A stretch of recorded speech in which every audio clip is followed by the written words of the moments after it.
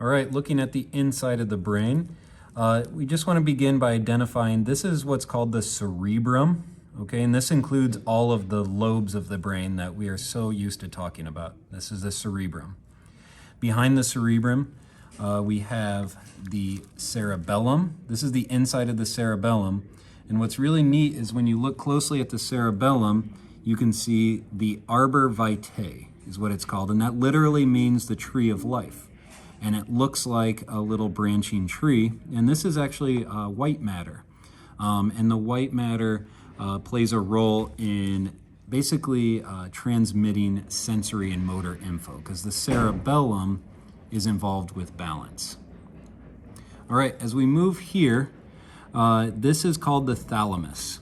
Now, the thalamus is a large mass of gray matter.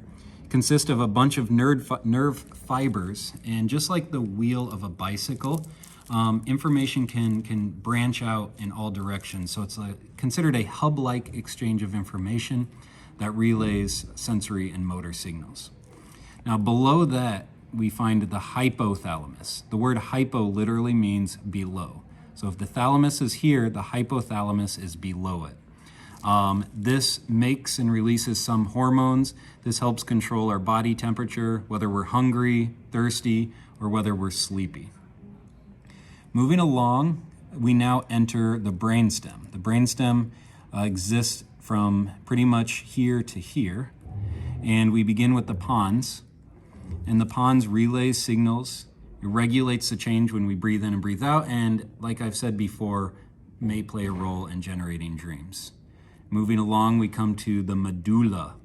And as I've mentioned before, this is involved with vomiting, sneezing, breathing, and heart rate.